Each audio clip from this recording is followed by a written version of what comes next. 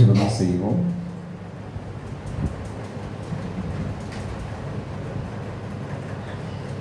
அல்லேலூயா. கர்த்தரை துதியுங்கள், அவர் நல்லவர், அவர் கிருபை என்றும் உள்ளது. தேவாதி தேவனை துதியுங்கள், அவர் நல்லவர், அவர் கிருபை என்றும் உள்ளது. அன்பின் பரலோக பிதாவே, இந்த மன மகிழ்ச்சியான இந்த காலை வேலைக்காய் தேவனுக்கு நன்றி செலுத்துகிறோம். இந்த காலை வேளையிலும் தேவ சமூகத்தில் நாங்கள் கூடி வர எங்களுக்கு ஆண்டவர் கொடுத்த கிருபைக்காய் தேவனுக்கு நன்றி செலுத்துகிறோம். புதிய நாளை காண செய்த கிருபைக்காய் ஸ்தோத்திரம். இந்த நாளின் புதிய கிருபைகளினால் எங்கள் ஒவ்வொருவரையும் நிரப்புவீராக. இந்த நாளுக்குரிய நன்மைகளை சுதந்திரித்துக் கொள்ள அவருடைய சித்தத்தை நிறைவேற்றி முடிக்க கர்த்தர் கிருபையும் பலனையும் தருவீராக. இந்த ஆராதனையிலே பரிசுத்த ஆவியான பிரசன்னராயிருந்து எங்களோடு கூட பேசும். இயேசுவின் நாமத்தில் ஜெபிக்கிறோம் நல்ல பிதாவே, ஆமென். ஆராதனை காரணமாகவும் தேவன் நம்ம மகிமைக்காகவும் நம் யாவரும் எழுந்து நின்று கீதங்களும் கீர்த்தனைகளும் 155வது பாடலை பாடுவோம். குருசினில் தொங்கிய குருதியும் படிய. கீதங்களும் கீர்த்தனைகளும் 155வது பாடலை பாடுவோம்.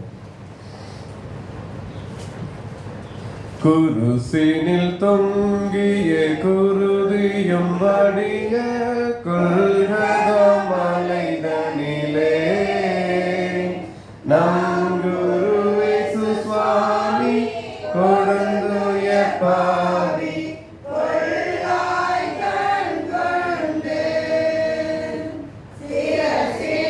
உள்மொழி உறுத்திட அறைந்து சிலுவையில் ஐயோ தீய திருக்கரம் கால்களில்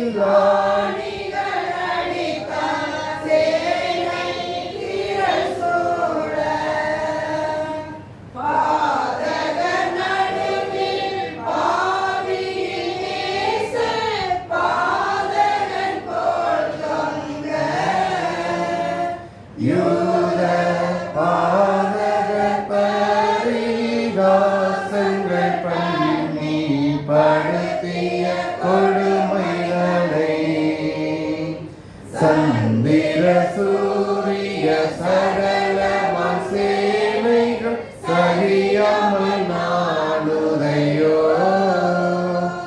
தேவ சுந்தரமைந்தன் உயிர் விடும் காட்சியால் துடிக்கா நெஞ்சுண்டோ ஈட்டியால் சேவகன் எட்டிய குத்த இறைவன் விழாவதிலே அவர் தீட்டிய தீட்சை குருதியும் ஜலமும்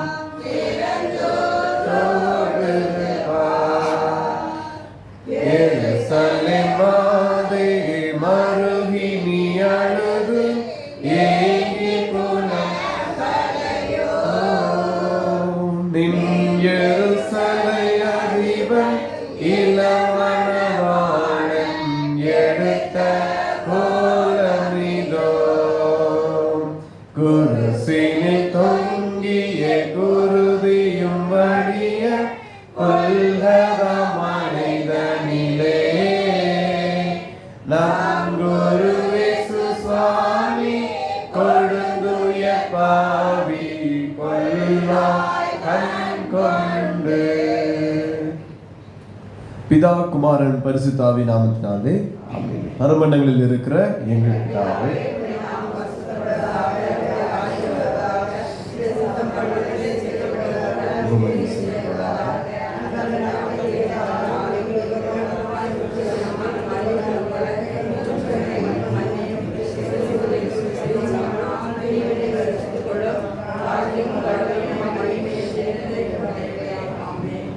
சங்கீதம் 51 முறை முறையாய் வாசிப்போம். சங்கீதம் 51. தேவனே, உமது கிருபையின்படி எனக்கு இரங்கும், உமது மிகுந்த இரக்கங்களின்படி என் மீறுதல்கள் நீங்க என்னை சுத்திகரியும். என் மீறுதல்களை நான் அறிந்திருக்கிறேன், என் பாவம் எப்பொழுதும் எனக்கு முன்பாக நிற்கிறது.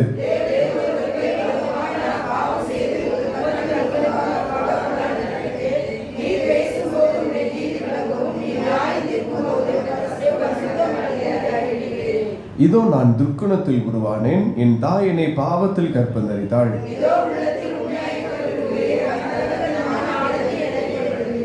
நீர் என்னை ஈசோப்பினால் சுத்திகரியும், அப்பொழுது நான் சுத்தமாவேன். என்னை கழுவி அருளும், அப்பொழுது நான் உறைந்த மழையிலும் வெண்மையாவேன்.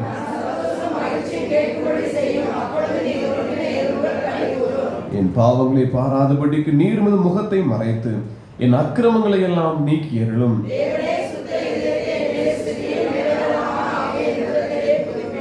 உமது சமூகத்தை விட்டு என்னை தள்ளாமலும் உமது பரிசுத்த ஆவியை என்னிடத்திலிருந்து எடுத்துக்கொள்ளாமலும் இரும்.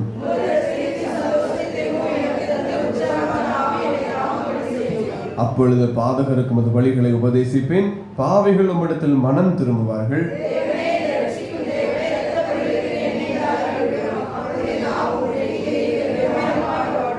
ஆண்டவரே, என் உதடுகளை திறந்திருளும், அப்பொழுது என் வாயுமுடி புகழை அறிவிக்கும்.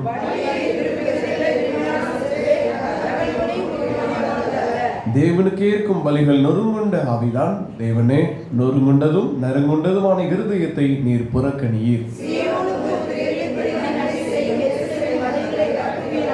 நாம் சேர்ந்து வாசிப்போம். அப்பொழுது தகனபலியும் சர்வாங்க தகனபலியுமாக நீதியின் பலிகளை பிரியப்படுவீர். அப்பொழுது ஒரு பீடத்தின் மேலே காளைகளை கழுவுவார்கள். பிதாவுக்கும் குமாரனுக்கும் பரிசுத்த ஆவிக்கும் மகிமை உண்டாவதாக.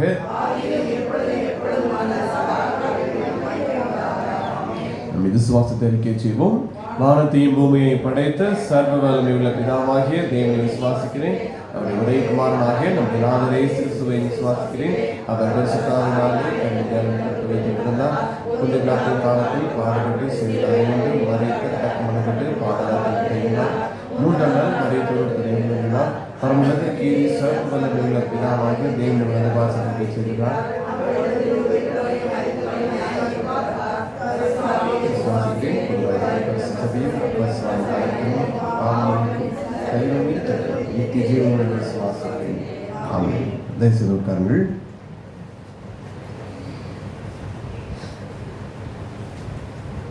அறிவிப்பு. இன்று மதியம் 12 மணிக்கு பெண்கள் ஐக்கிய சங்க ஜெப கூடுகை திருமதி சந்திராகில் அவருடைய இல்லத்தில் வைத்து நடைபெறும். பெண்கள் ஐக்கிய சங்க கூட்டணி அனைவரும் நீங்கள் ஒவ்வொருவரும் பங்கு வரும்படி அன்போடு நினைவுபடுத்துகிறோம். இந்த நாளில் நாம் தியானத்திற்காக எடுத்தவர்கள் வாசிக்கலாம். ஓசியா தீர்க்கதரிசியின் புத்தகம் 7வது அதிகாரம் 8வது வசனம். ஓசியா 7வது அதிகாரம் 8வது வசனம்.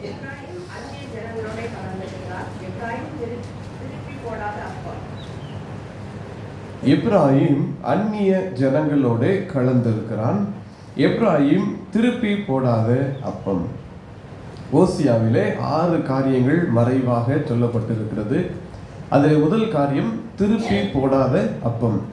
இது திருப்பி போடாத அப்பம் எதை குறிக்கிறது என்கிற காரியத்தை நாம் இந்த நாளிலே தியானிக்க இருக்கிறோம். முதலாக ஓசியா தீர்க்கதரிசியினுடைய காரியங்களை குறித்து, இந்த புத்தகத்தை குறித்து நாம் அறிந்து கொள்ள வேண்டும். இந்த ஓசியா தீர்க்கதரிசி 1ஆம் அதிகாரம் 1 வசனத்தை ஒருவர்கள் வாசியுங்கள்.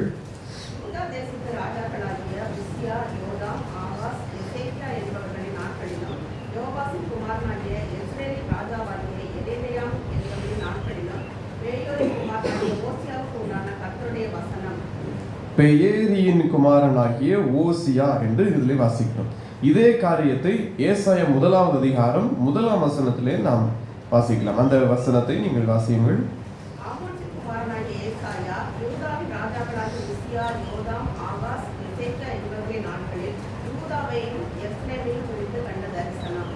இதே காரியத்தை தான் நம்ம இங்கே பார்க்க முடிகிறது. யூதாவின் அந்த ஏசாயா தீர்க்க தரிசன புத்தகத்தில் இந்த முதல் வசனத்தினுடைய 2வது வரியிலே யூதாவின் ராஜாக்களாகிய உசியா என்று வருகிறது. ஓசியா 1:1 யூதா தேசத்து ராஜாக்களாகிய உசியா.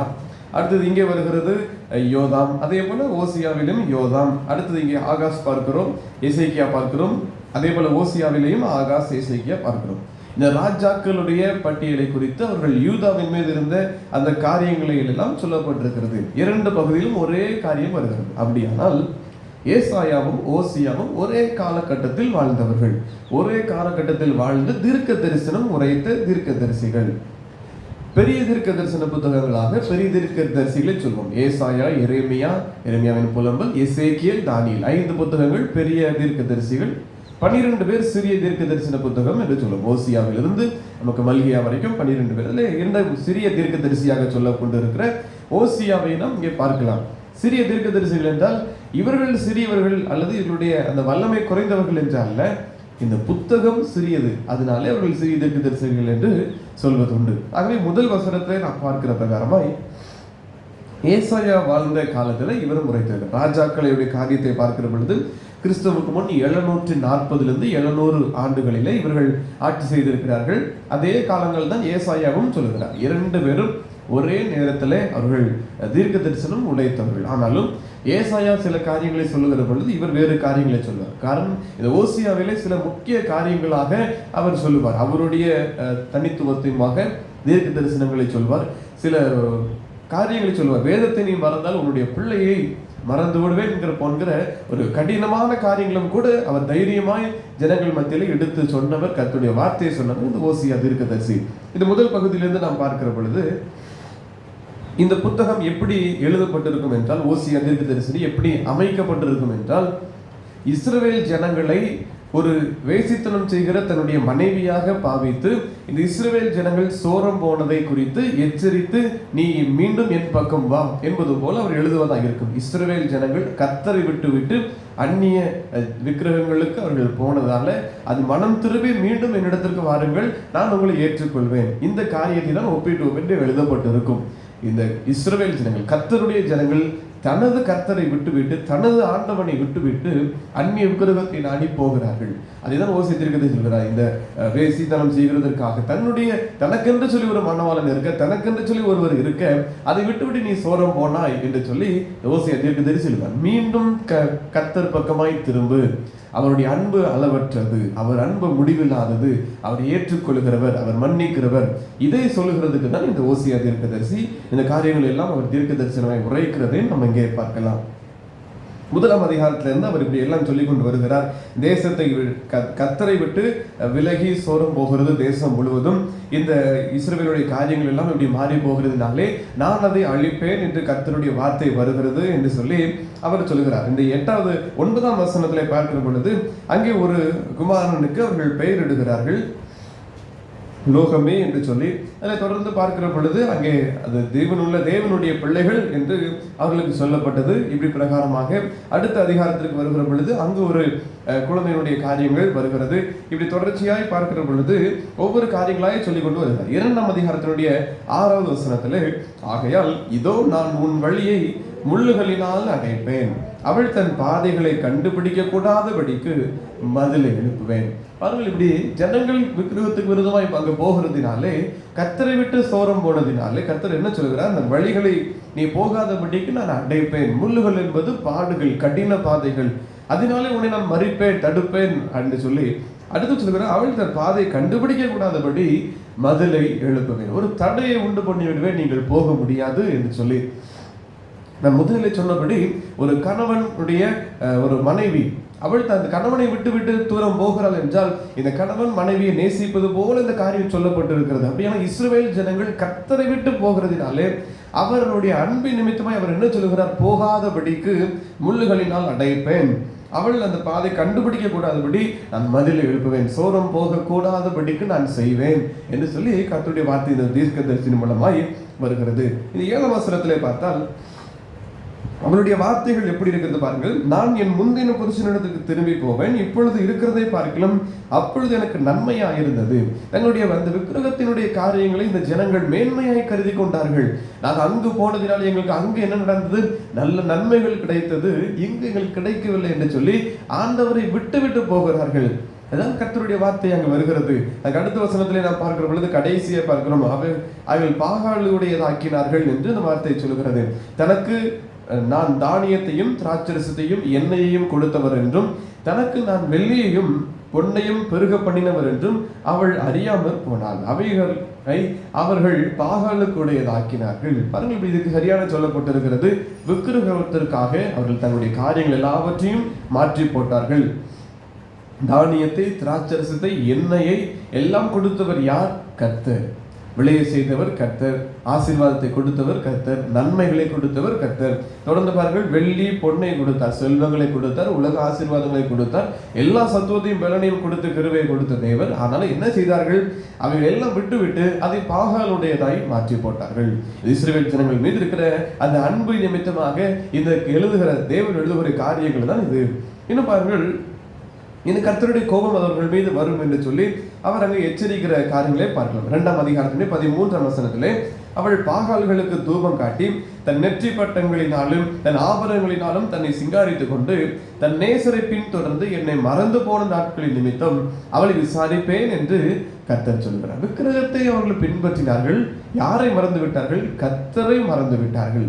என்னை மறந்து விட்டார்கள் என்று சொல்லி கர்த்தர் சொல்கிறார். அதனால் விசாரிப்பேன், என்னை மறந்ததினாலே நான் விசாரிப்பேன் என்று கர்த்தர் அங்கே சொல்லுகிறதை நாம் பார்க்கலாம். தொடர்ந்து அடுத்த வசனங்களிலே 19ஆம் வசனத்திலே, நித்திய விவாகத்துக்கென்று உன்னை எனக்கு நியமித்துக் கொள்வேன். இது நீ அடிக்கடி இப்படி விக்கிரகத்திற்கும் மீண்டும் இங்க கர்த்தர் பக்கமாய் மீண்டும் விக்கிரக பக்கமாய் இப்படி இஸ்ரவேல் ஜனங்கள் போய்கொண்டே இருக்கிறார்கள்.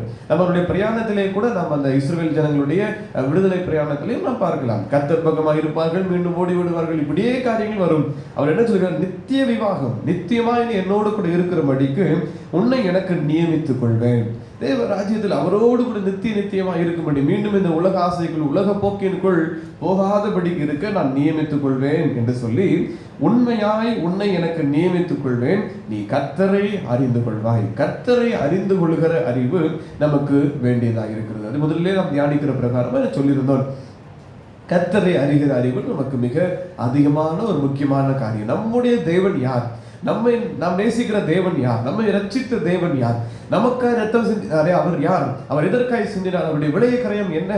இதை நாம் அறிந்து கொள்ள வேண்டும். கர்த்தரை அறிகிற அறிவு நமக்கு வேண்டும். பாருங்கள், அதுதான் சொல்கிறேன், உண்மையாய் உன்னை நான் எனக்கு நியமித்துக் கொள்வேன், நீ கர்த்தரை அறிந்து கொள்வாய். அதுவரைக்கும் அந்நிய தேவர்கள் பின்பதாக, அல்லது இந்த இவர்கள் ஓசியா சொன்னது போல தன்னுடைய கணவனை விட்டுவிட்டு மற்ற இடத்துல நீ அறிந்து கொண்டிருந்த காரியங்கள் எல்லாம் விட்டுவிட்டு இனி உனக்கென்று நியமிக்கப்பட்டிருக்கிற உன் கணவனை நீ அறிந்து கொள்வாய், மணவாளனை நீ அறிந்து கொள்வாய் என்று சொல்லப்பட்ட பிரகாரமாய் இஸ்ரவேல் ஜனங்களுக்கு சொல்லப்பட்ட காரியம். நீ இனி கர்த்தரை அறிந்து கொள்வாய், இனி மற்ற தேவர்களை கொண்டு நீ அங்கு ஓடாதபடிக்கு நீ கர்த்தரை கண்டுகொள்வாய் என்று சொல்லி 3ஆம் அதிகாரத்திலே 3ஆம் வசனம், அவளை நோக்கி நீ வேசித்தனம் பண்ணாமலும் ஒருவனையும் சேராமலும் அநேக நாள் எனக்கு காத்திரு, உனக்காக நானும் காத்திருப்பேன் என்று சொல்லுகிறார். யார்? கர்த்தர் காத்திருக்கிறேன் என்று சொல்கிறார். உனக்காய் காத்திருக்கிறேன், என் பக்கமாய் மீண்டும் திரும்பு, உலகத்திற்கும் உலகத்தின் ஆசைகளுக்கும் நீ ஓடிக்கொண்டிருக்கிறாய், என் பக்கமாய் திரும்பு, நான் உனக்காய் காத்திருக்கிறேன், மனவாளனாக உனக்காய் நான் காத்திருக்கிறேன் என்று சொல்லி எழுதுகிற அதே அதிகாரத்தில் 3ஆம் அதிகாரம் சிறிய ஒரு காரியம்தான். அதிலே பார்க்கிறோம், பின்பு இஸ்ரவேல் புத்திரர் திரும்பி தங்கள் தேவனாகிய கர்த்தரையும் தங்கள் ராஜாவாகிய தாவீதையும் தேடி கடைசி நாட்களில் கர்த்தரையும் அவருடைய தயவையும் நாடி அஞ்சிக்கையாய் வருவார்கள் என்று அது வசனம் சொல்கிறது. அஞ்சிக்கை என்றால் நடுக்கத்தோடு அல்லது பயத்தோடு கர்த்தரை மீண்டுமாய் தேடி வருவார்கள். சோரம் போன இந்த ஸ்திரீ மீண்டும் தன்னுடைய புருஷன் பக்கமாய், மீண்டும் தன்னுடைய ஆண்டவன் பக்கமாய் நடுக்கத்தோடு திரும்பி வருவாள் என்கிற காரியத்தை சொல்கிறது. கர்த்தர் அதனுடைய விவரங்களை எல்லாம் சொல்கிறார். தண்டிப்பேன் என்றாலும் சொன்னாலும் அவர் இரக்கம் உள்ளவராய் சேர்த்துக் கொள்கிறவராய் இருக்கிறார். அவர் அன்புக்கு முடிவில்லாதது என்பதை தான் இது சொல்கிறது. எவ்வளவு சோரம் போனாலும், கர்த்தரை விட்டு மீண்டும் எவ்வளவு சோரம் போய்கொண்டே இருந்த ஸ்திரீயா இருந்தாலும், மீண்டும் நான் அவளை ஏற்றுக்கொள்வேன், மீண்டும் என் ஜனத்தை நான் சேர்ப்பேன், என்னோட நான் நித்திய விவாகத்தோடு நான் இணைத்துக் கொள்வேன். இப்படிதான் கர்த்தருடைய அன்பு இருக்கிறது. எவ்வளவுதான் பாவம் செய்தாலும், நம் வாழ்க்கையில் எவ்வளவுதான் தவறுகளை செய்து கர்த்தருடைய கிருபைகளை இழந்து போனாலும் அவர் இதுதான் சொல்கிறார், மீண்டும் நான் உன்னை சேர்த்துக் கொள்வேன், மீண்டும் நான் உன்னை அணைத்துக் கொள்வேன், நீ பாவம் செய்யாதபடிக்கு, நீ இடராதபடிக்கு மீண்டும் உன்னை நான் காத்துக் கொள்வேன், நீ மீண்டும் அந்த வழிகளுக்குள் போகாதபடி அதில் முள்களினால் அடைப்பேன், நீ அந்த வழியையே கண்டுபிடிக்க கூடாதபடி நான் உயர்ந்த மதில்களினால் அந்த வழியை நான் அடைப்பேன், என் பக்கமாய் நான் சேர்த்துக் கொள்வேன், நீ என்னுடையவள் என்று கர்த்தர் இந்த காரியங்களை சொல்லுகிறார். நாம் கர்த்தருடையவர்கள், அவரால் சிருஷ்டிக்கப்பட்டவர்கள், அவருக்கென்று சிருஷ்டிக்கப்பட்டவர்கள், அவருக்காய் சிருஷ்டிக்கப்பட்ட நாம் அவரை விட்டுவிட்டு அவரை மறந்து அவருக்கு துரோகம் செய்து இந்த உலகத்திற்கும் உலகத்தின் மாம்சத்தின் காரியங்களுக்கும் பிசாசின் தந்திரங்களுக்கும் நாம் இடம் கொடுப்போம். ஆனால் அவருடைய இருதயம் துக்கப்படுகிறதா இருக்கும். இஸ்ரவேல் ஜனங்களை குறித்து அவர் துக்கப்பட்ட காரியங்களை தான் இந்த தீர்க்கதரிசியின் மூலமாய் சொல்லப்படுகிறது. இந்த 4ஆம் அதிகாரத்திற்கு பாருங்கள், 6வது வசனம், என் ஜனங்கள் அறிவில்லாமையினால் சங்காரம் ஆகிறார்கள். பின்பகுதியில் அதே வசனத்தில், நீ வேதத்தை மறந்தாய், ஆகையால் நானும் உன் பிள்ளைகளை மறந்து விடுவேன். வேதம் என்பது கர்த்தருடைய வார்த்தையை குறிக்கிறது. கர்த்தருடைய வார்த்தையை நீ மறந்தாய், உன் இங்கு பிள்ளை என்பது சந்ததி, நான் உன் சந்ததியை மறப்பேன். நீ கர்த்தருடைய வார்த்தையை மறந்து விட்டாய். நீ கர்த்தருடைய வார்த்தையை மறந்து விட்டால் உன் பிள்ளைகளுக்கு நீ கர்த்தரை குறித்து சொல்ல மாட்டாய். உன் பிள்ளைகள் கர்த்தரை குறித்து நீ அவர்கள் கேள்விப்படவில்லை என்றால் கர்த்தரை தேட மாட்டார்கள், அந்நிய காரியங்களை தான் பின்பற்றுவார்கள். அப்படி இருக்க நான் அவர்களை விட்டு விடுவேன், மறந்து விடுவேன் என்று கர்த்தர் சொல்கிறார். அறிவில்லாமையினால் சங்காரம் ஆகிறார்கள். அவர் நேசர் எவ்வளவு அன்புள்ளவர், கணவர் எவ்வளவு அன்புள்ளவர், அவர் எவ்வளவு பாவங்களை மன்னிக்கிறவர், மீட்கிறவர், இதையெல்லாம் தெரியாமல் அறிவில்லாமையினாலே நீ விக்கிரகங்களுக்குள் போகிறாய். அந்த வசனம் சொல்லுகிறது, நீ என் ஜனங்கள் அறிவில்லாமையினால் சங்காரம் ஆகிறார்கள். செய்கிற இந்த அறிவில்லாமையினாலே அவர்கள் மீண்டும் மீண்டும் பாவம் செய்ததினாலே, கர்த்தரை விட்டு விலகினாலே என் ஜனங்கள் அழிகிறார்களே என்று சொல்லி அவருடைய வேதனை இருக்கிறது. மீண்டும் உலகத்தின் காரியங்களுக்குள் நாம் போகாதபடி நாம் அவரை தேடுகிறவர்களாய் இருக்க வேண்டும். 10வது வசனத்தை வாசிப்போம். 4ஆம் அதிகாரம் 10வது வசனம்.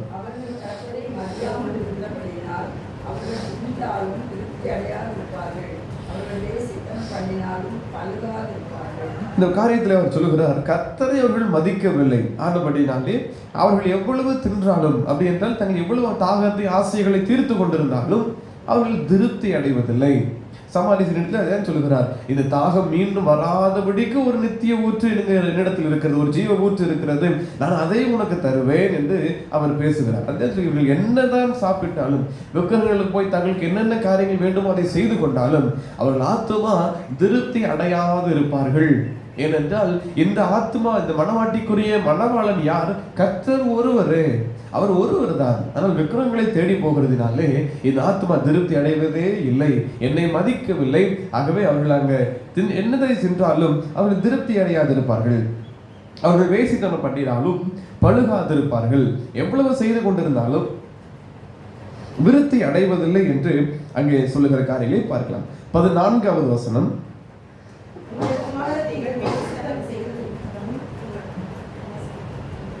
4:14.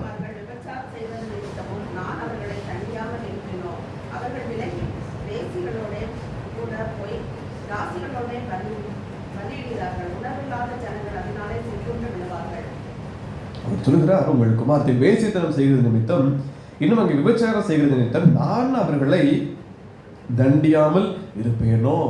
ஏன் அப்படி சொல்ல வேண்டும்? அவர் இப்படி போனா என்ன என்று சொல்லி விட வேண்டியது தானே?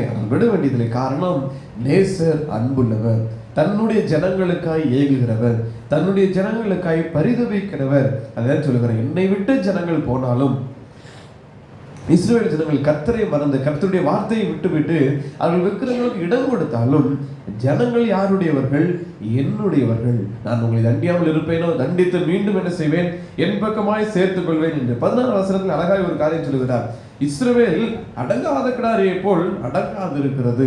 இன்னும் அடங்கவில்லை. எங்கு இருக்க வேண்டும்? இது விவாகம் உண்டானதற்கு பின்பதாக கணவனோடு கூட இருக்க வேண்டும்.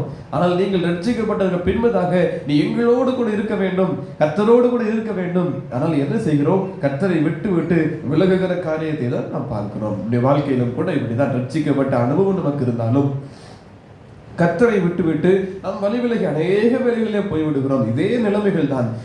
நம்முடைய ஆண்டவரை விட்டு விட்டு நாம் சோரம் போகிறோம். உலகத்தின் ஆசைகள், உலகத்தின் காரியங்களுக்கு மேன்மைப்படுத்தி விட்டால், அல்லது உலகத்தின் மனிதர்களுக்கு முதல் தன் நிலையை நாம் கொடுத்து விட்டால் அதுதான் விக்கிரக ஆராதனை. நான் பல முறை சொல்லியிருக்கிறேன், ஒருவேளை நேரடியாக விக்கிரகங்களுக்கு ஸ்தலத்திற்கு போய் அங்கிருந்து பலி செலுத்தினால் மாத்திரமே ஆராதனை அல்ல. கர்த்தரை விட்டு வேறொரு எந்த காரியத்திற்கு நாம் முதன்மையான இடத்தை கொடுத்தாலும் அது விக்கிரக ஆராதனை. ஒரு புகைப்படமாக இருக்கலாம், ஒரு பயன்படுத்துகிற ஒரு பொருளாக இருக்கலாம், ஒரு நிலமாக இருக்கலாம், ஒரு செல்வங்களாக இருக்கலாம், பணமாக இருக்கலாம், அல்லது ஏதோ ஒரு மனிதர்களாக இருக்கலாம், குடும்பத்தினுடைய பிள்ளைகள், மனைவி, கணவர், யாராவது ஒருவராக இருக்கலாம். யாராவது ஒருவருக்கு அந்த இடத்தை கணத்தை கொடுத்து விட்டால் அதுவே விக்கிரக ஆராதனை தான். கர்த்தருக்கு மாத்திரம்தான் ஒருவருக்கே முதல் இடத்தை கொடுக்க வேண்டும். ஆகவே இப்படி பார்க்கிற பொழுது நாம் பல முறைகளிலே கர்த்தரை கீழே தள்ளி பல வேலை நம் உலக காரியங்களுக்கு இடம் கொடுத்திருக்கிறோம். அப்படி இருக்க நம்முடைய ஆண்டவரை விட்டுவிட்டு பல முறை நாம் சோரம் போனவர்கள். அதுபடியே கர்த்தர் சொல்கிறார், நான் உங்களை தண்டித்து மீண்டும் என் பக்கமாய் சேர்த்து கொள்ள காத்திருக்கிறேன், உங்களுக்கு காத்திருக்கிறேன் என்று சொல்கிற அந்த காரியத்தை பார்க்கலாம். 3ஆம் அதிகாரத்தினுடைய 3ஆம் வசனத்தில் சொல்லப்பட்ட பிரகாரமாய் அநேக நாள் நான் உனக்காக காத்திருக்கிறேன் என்று சொல்கிற அப்படி வார்த்தைகளை பார்க்கிறோம். 5வது அதிகாரத்திலே 3ஆம் வசனத்தினுடைய பின்பகுதியை பார்க்கிறோம். எப்ராயிமை நான் அறிவேன். இஸ்ரவேல் எனக்கு மறைவானதில்லை. இப்ராஹிமே, இப்போதும் நீ சோரம் போனாயே. இஸ்ரவேல் தீட்டுப்பட்டது. தீர்க்க தரிசன புத்தகங்களில் எப்ராஹிம் என்று சொல்லப்பட்ட காரியங்கள் இஸ்ரவேல் ஜனங்களை தான் குறிக்கிறது. இஸ்ரவேல் ஜனங்களை தான் எப்ராஹிம் என்றும் அங்கே சொல்லப்பட்டிருக்கிறது. எப்ராஹிம் இஸ்ரவேல் தீட்டுப்பட்டது. இந்த ஜனங்கள் தீட்டுப்பட்டார்கள், கர்த்தருடையவர்கள் தீட்டுப்பட்டார்கள். கர்த்தருக்கு என்று சொல்லி உரிய விவாகமானவர்கள், ரட்சிக்கப்பட்டு கர்த்தருடைய பிள்ளைகளாய் வாழ வேண்டியவர்கள், ஆனால் வேறு காரியத்தை செய்ததினாலே தீட்டுப்பட்டு போகிறார்கள். இன்னும் பார்க்கல, பின்ன அடுத்த வசனம் 4ஆம் வசனத்திலே அவர்கள் தங்கள் தேவனிடத்திற்கு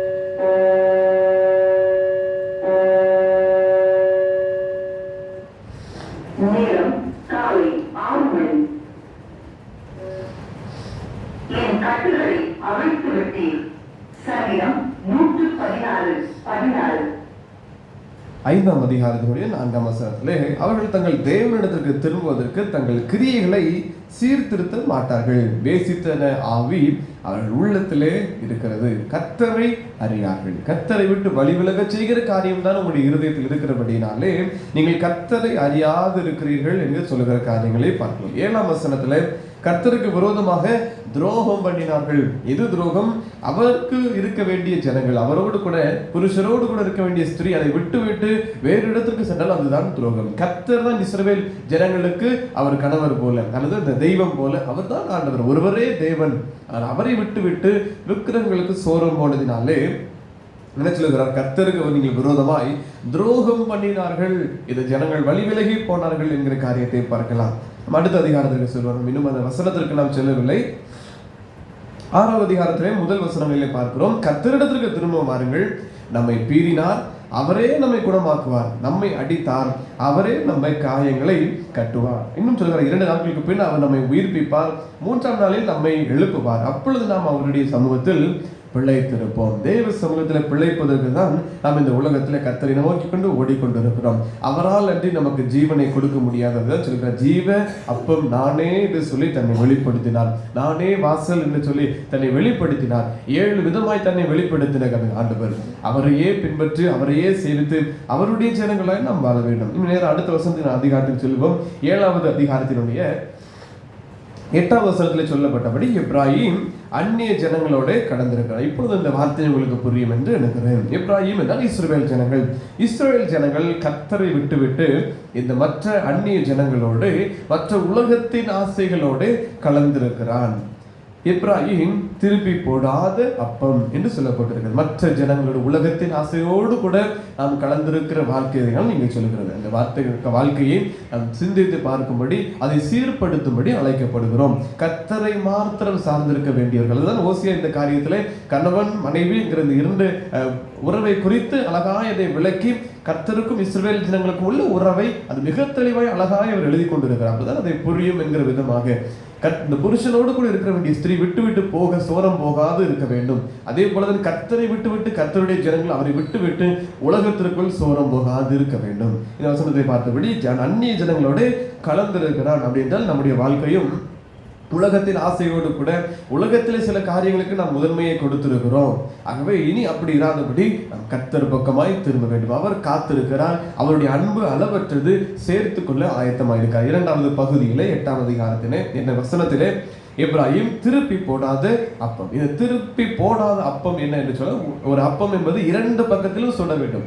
ஒரு தோசையை போல 2 பக்கங்களும் அது வேக வேண்டும். அப்படிதான் சாப்பிட முடியும். ஒரு பக்கம் மாத்திரம் வெந்திருந்து மற்றொரு பக்கம் வேகாது மாவாக இருந்தால் அது என்ன செய்யாது, பயன்படாது. அதுதான் இங்கு குறிக்கிறது. திருப்பி போடாத அப்பம் என்பது ஒரு பக்கம் வெந்து கருகி இருக்க, மற்றொரு பக்கம் வேகாது அப்படியே பச்சையா இருக்கிற நிலையை குறிக்கிறது. ஒரு பக்கம் ஒரு விதமாய், ஒரு பக்கம் ஒரு விதமாய். இங்கு வாழ வேண்டிய அது நோக்கம் விட்டு விட்டு விலகுவது தான் இந்த காரியம் குறிக்கிறது. திருப்பி போடாத அப்பம் நோக்கத்தை விட்டு விலகுவது, தரிசனத்தை விட்டு விலகுவதை தான் குறிக்கிறது.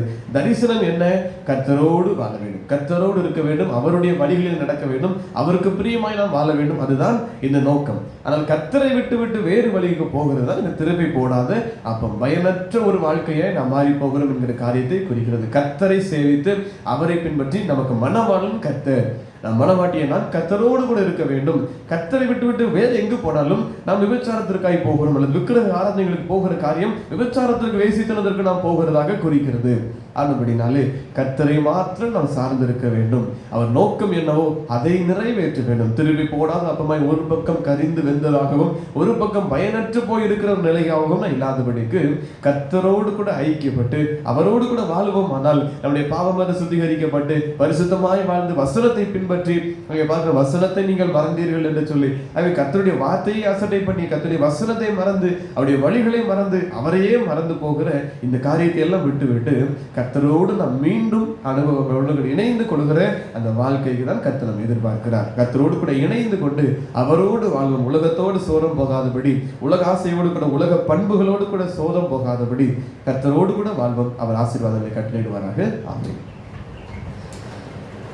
தலைமை தாண்டி ஜெபிப்போம். அன்பின் கர்த்தாவே, இந்த வேலைக்காய் நாங்கள் தேவனுக்கு நன்றி செலுத்துகிறோம். ஓசியா தீர்க்கதரிசனம் மூலமாய் ஆண்டவரே, கர்த்தர் இஸ்ரவேல் ஜனங்களுக்கும் தேவனுக்கும் உள்ள உறவு, கணவருக்கும் மனைவிக்கும் உள்ள உறவாய் எவ்வளவு அழகாய் ஆண்டவரே உமது நித்திய அன்பை குறித்து நீ வெளிப்படுத்தியிருக்கிறீர். முடிவற்ற அளவற்ற அன்பை ஆண்டவரே மீண்டும் மன்னித்து ஏற்றுக்கொள்கிற அந்த அன்பை குறித்து எவ்வளவாய் நீர் சொல்லுகிற காரியங்களை நாங்கள் பார்க்கிறோம். எங்கள் மீதும் அளவற்ற அன்புடையவராய் இருக்கிறீர். நாங்கள் பல முறை பாவம் செய்து உம்மை விட்டு நாங்கள் விலகி போனாலும் ஆண்டவரே இஸ்ரவேல் ஜனங்களுடைய ஆண்டவரே மனவாளனான ஆண்டவனான புருஷரான கர்த்தரையே அவர்களுக்கு துரோகம் பண்ணி அவருக்கே தவறுகளை அவர் மீது விதமாக செய்து கொண்டார்கள். நாங்களும் அதே போல ஆண்டவரே இவ்வளவாய் எங்களை அன்போடு சேர்த்து கொண்டாலும் மீண்டும் மீண்டுமாய் நாங்கள் உமது கிருபைகளை இழந்து மீண்டும் மீண்டுமாய் பாவம் செய்து உலகத்திற்குள் போய் ஆண்டவரே கண்களினாலும் ஆண்டவரே செயல்களினாலும் சிந்தனைகளினாலும் வார்த்தைகளினாலும் எவ்வளவோ ஆண்டவரே உம்மை விட்டு நாங்கள் சோரம் போயிருந்தாலும் கர்த்தாவே எங்களை ஒரு விஷயம் மன்னித்து ஆண்டவரே மீண்டுமாய் சேர்த்துக் கொள்வீராக.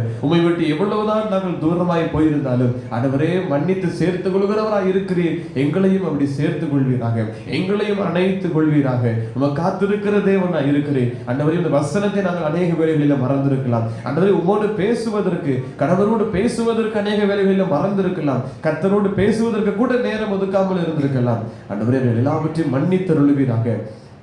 எங்கள் தேவனாகிய உம்மையே நாங்கள் சேவித்து உமக்கே ஆராதனை செய்து உம்மையே பணிந்து கொண்டு பரிசுத்தமாய் வாழ, உம்முடைய இருதயத்திற்கு ஏற்றபடி நாங்கள் வாழ, உம்முடைய வழிகளிலே நாங்கள் வாழ எங்களுக்கு உதவி செய்தருளுவீராக. உம்மை விட்டு மீண்டும் நாங்கள் சோரம் போகாதிருக்க, உம்மை விட்டு கர்த்தரை விட்டு விட்டு ஆண்டவரை விட்டு விட்டு மீண்டும் நாங்கள் வேசித்தனத்திற்கு விபச்சாரத்திற்கு உலகத்தின் காரியங்களுக்கு போகாமல் இருக்க கர்த்தர்களுக்கு கிருபை செய்துள்ள வேண்டும் என்பதை நாங்கள் ஜெபிக்கிறோம். கர்த்தரையே சேவித்து உமது வழிகளிலே நாங்கள் நடக்க, உமக்கு பிரியமானதை செய்ய கர்த்தர் கிருபை தருவீராக. திருப்பி போடாத அப்பமாய் ஆண்டவரே பயனற்ற ஒரு நிலையில நாங்கள் ஆகி போகாதபடிக்கு ஆண்டவரே ஒரு பக்கம் ஒரு விதமாய் வாழ்ந்து கொண்டு மறுபக்கம் ஒரு விதமாய் அல்ல, மீண்டும் மீண்டும் பாவம் செய்கிற காரியங்களாய் அல்ல ஆண்டவரே, அந்த நோக்கம் நிறைவேற வேண்டும். அந்த அப்பம் என்பது ஆண்டவரே சரியான பதத்தில் சொல்லப்பட வேண்டியது ஆண்டவரே. அதை விட்டு விட்டு அந்த நோக்கம் ஆண்டவரை தவறாது இருக்க எங்கள் கிருபை செய்தார். எங்களை படைத்ததற்கு, உருவாக்கினதற்கு, இந்த பகுதியில் எங்களை வைத்திருக்கிறதற்கு, இன்று வரை ஜீவனோடு வைத்திருக்கிறதற்கு ஒரு நோக்கம் உண்டு.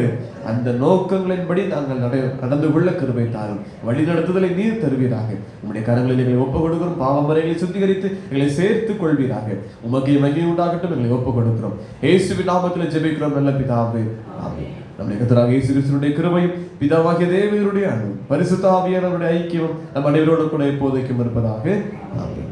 சிலுவை அண்டையில் நம்பி வந்து நிற்கையில் நீங்கி வாழ்வடைந்தேன். எந்த நேரமும் எனதுள்ளத்திலும் பேரானந்தம் பொங்கி பாடுவேன். கர்த்தர் உங்களோடு இருப்பாராக. தேவ சமாதானத்தோட சென்று வருவோம்.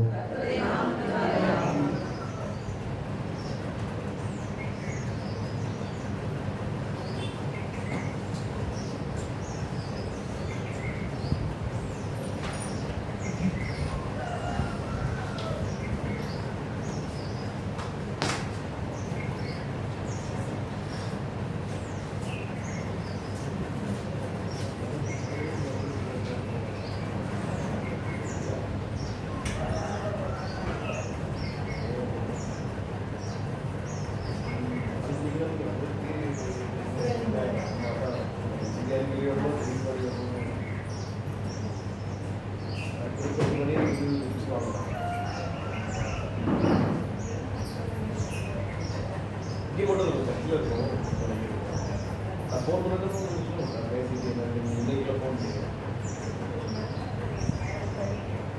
அப்படியா? சரி சரி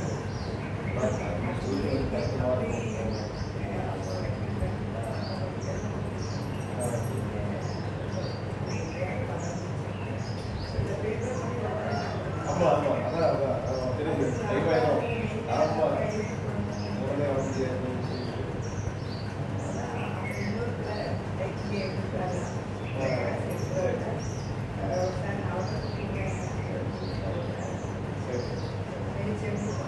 சரி சரி சரி சரி சரி சரி சரி சரி அப்படியா நீங்கள் போயிட்டு தான் நாளைக்கு போட்டு வரேன். சரி சரி சரி